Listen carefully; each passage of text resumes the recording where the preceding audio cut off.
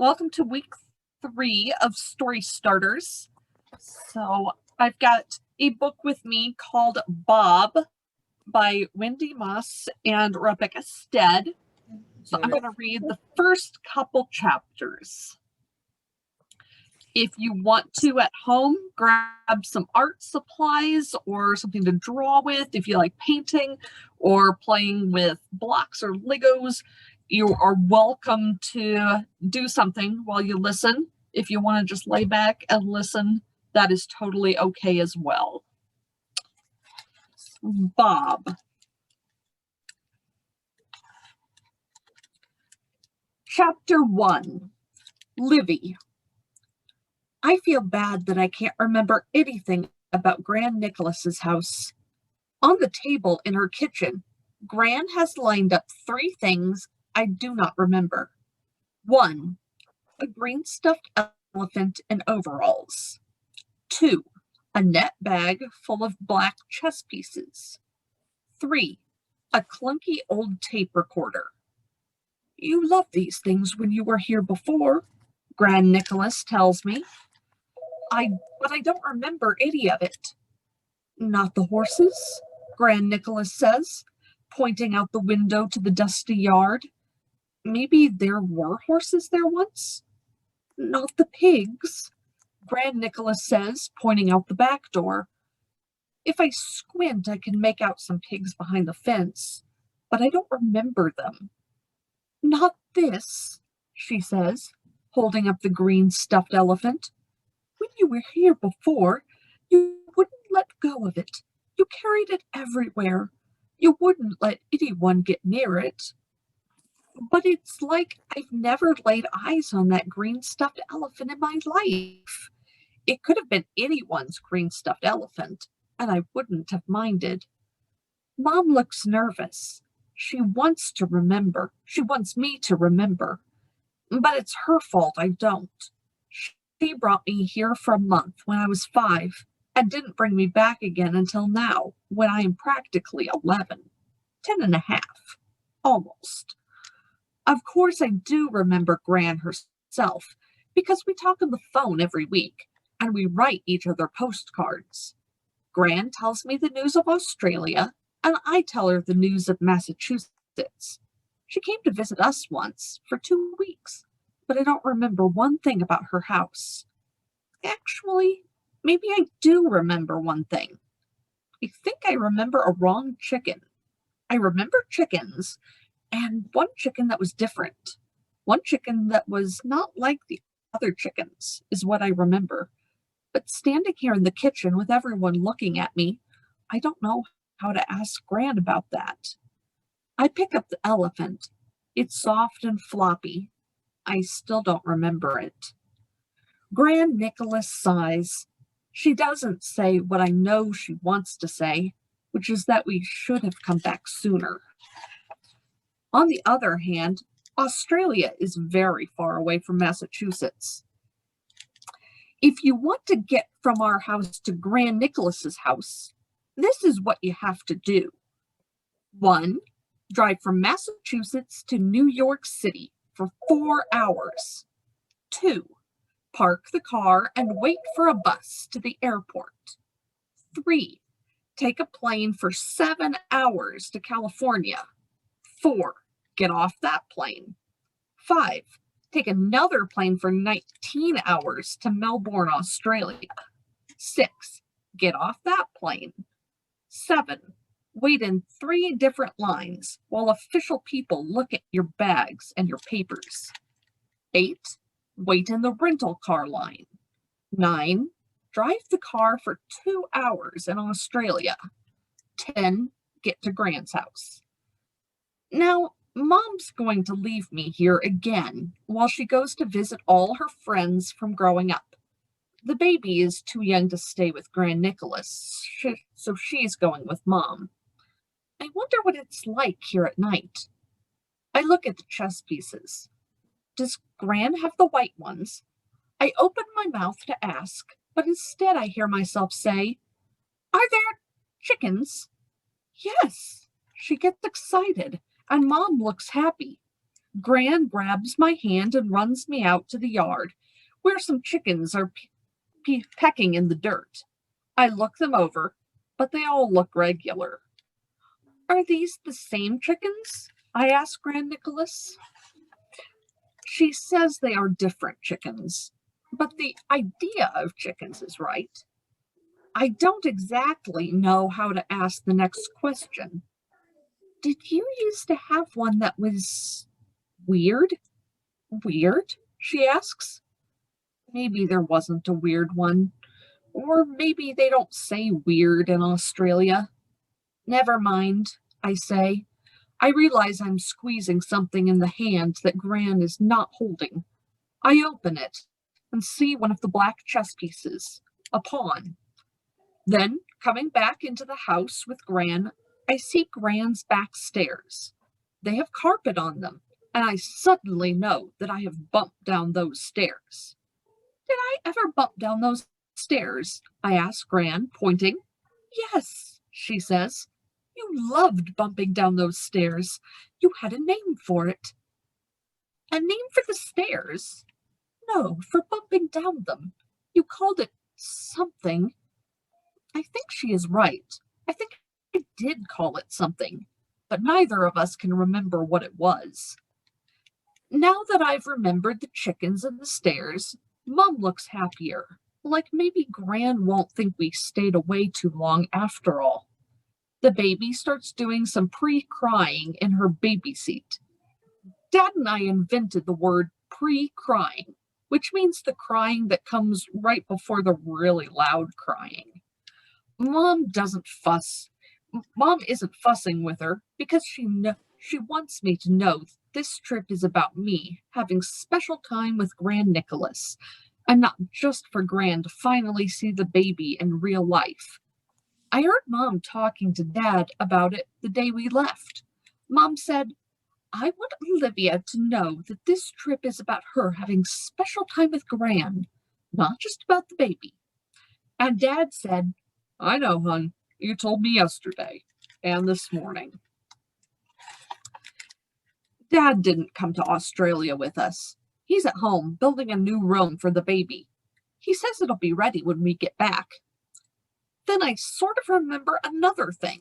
It's something about the second floor, but I'm not sure exactly what about the second floor it is. I'm still squeezing that black pawn. It feels good in my hand. Is there something about the second floor? I ask. Yes, Gran says. The second floor is where your room is, and your four-poster bed. But what I remember about the second floor is not a big bed with a canopy. I still don't know what it is. But it is not that. It's... May I be excused? I ask, already turning towards the stairs. I'll come up with you, Mom says. Your room used to be my room when I was a little girl, remember? I stop, one hand on the railing of the carpeted stairs that I used to bump down. For some reason, I think I'm supposed to go up alone. I glance at Beth Ann, who is still wiggling in her seat. Our eyes meet. As if she knows what I'm thinking, she quits her pre-crying and makes her "someone feed me" whimper. Mom turns towards her, torn between the two of us. I zoom up the stairs. The doors along the upstairs hallway are open. I peek into what must be Gran's room, where a patchwork quilt is pulled over the bed. I pass the bathroom, where soaps in the shapes of ducks and chicks pretend to march along the counter towards the sink. By the time I reach the last room, my room, I'm almost running. I'm not sure why. Then I see the closet. I still don't remember the bed or the bright pink curtains, but I remember this closet. It's small. The door seems like only half a door, and there can't be much room on the other side. I think I left something inside. Something really, really important. My hand reaches for the doorknob. I know exactly where the light cord is, and I watch my hand reach out and pull it. The light flickers on. Here's what I see. 1. A high shelf jammed with shoeboxes and falling down stacks of old comic books. 2. Below that, clothes on hangers dangle from a bar. There's a tutu with sequins and a few summer dresses for someone a lot smaller than me. Maybe Gran is keeping them for Beth Ann in a long, long time.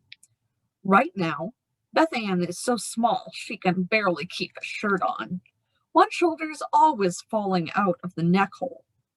If I try to fix it, she cries. 3. On the floor under the little dresses, a Lego pirate ship sits on the brown carpet. It has 4 sails and a mast and a lookout tower and even a swimming pool. It must have taken a long time to build. Next to the pirate ship is a thick old dictionary. 5. And standing on top of the dictionary is a small zombie wearing a chicken suit. He's rubbing his eyes, a Lego pirate clutched in one green hand. When his eyes adjust to the light, he uses them to look me up and down. Then he says, "You're back. Took you long enough." Chapter 2. Bob. Her brown hair is longer, and her cheeks are less round, but I know it's her. Livy. She told me to wait here, and I waited. 5 years is a long time to hang out in a closet, but what else am I going to do? Not much, I'll tell you that. Here are some of the things I did while I awaited her return. 1. Counted to 9,087,654,321 6 times. 2.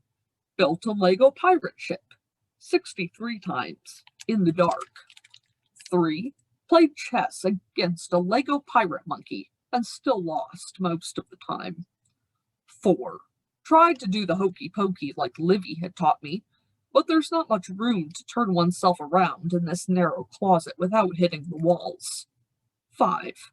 Cried, but only once. 6. Okay, twice. Each day, but only for the first year. 7. Meditated a few times after hearing Gran play a self-help tape on the benefits of calming the mind. This was actually not bad, even though my legs cramped from sitting cross-legged. 8. Took lots of naps, some lasting a few weeks at a time. 9. Thought of all the reasons that might explain why Livy didn't come back for me. A. She was abducted by aliens, but I am not convinced aliens exist. Zombies, yes. Other monsters, probably, but aliens, not sure. B. Her family won the Saturday Lotto and went on the world's longest world tour. If so, she could have stopped here to pick me up. I am small enough to fit in an overhead bin, and I do enjoy a nice salty peanut snack. C. She discovered an ancient mummy in Egypt and got busy giving interviews, but I think I would have heard Gran Nicholas talk about this on the phone. Gran is a loud talker, and I have excellent hearing. D. She got scared, but Livy is the bravest person I have ever met. E. She just didn't like me anymore. This is the one that led to me crying. But now she stands before me, and she looks so sad and surprised that it is hard to be mad at her. I still am, but less. You are all grown up, I say, letting the hand holding the Lego pirate swing behind my back. She flips her hair over one shoulder. Almost 11. You are a lot taller, and your face is not so mushy. She reaches out a hand towards me, but then lets it fall back. I'm so sorry. You told me to wait for you in the closet. You said you'd be right back. She tilts her head at me, just like she used to do before when she was trying to puzzle something out. Did I really say I'd be right back? I consider this. Well, you did say you'd see me soon. 5 years isn't soon. It isn't even soonish. Livy looks at her feet. I can't remember anything.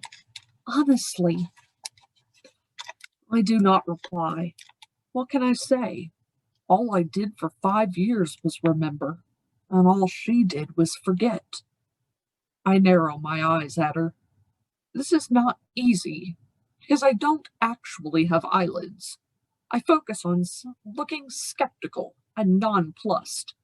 I know words like skeptical and nonplussed, and a whole lot more, because for 26 minutes each afternoon, a shaft of sunlight shines through the door frame of the closet, and I read the dictionary. If I'd known about the lights, I'd have gotten further than the T's. She takes in my firm stance and my disapproving expression, and my toes, tapping on the carpet. I am laying on the guilt trip pretty heavy. Then she rolls her eyes and puts her hands on her hips. I was 5. We hold each other's gazes until I sigh. She's right, of course. How can I blame her? She was this tiny slip of a girl, barely old enough to write her own name and tie her own shoes. I was 10 at the time. For the record, I still am 10. I've always been 10, as far as I know. Still, Livy was the kind of 5-year-old who could get things done. Wasn't it Livy who found me and saved me? Wasn't it Livy who made me the chicken suit and taught me how to walk in it? Wasn't it Livy who promised she'd help me find my way home? 5 years is a long time to wait. But if she could do all that when she was little, she must be able to do much more now. Maybe this time she will find my answers. Maybe this time she will get me home.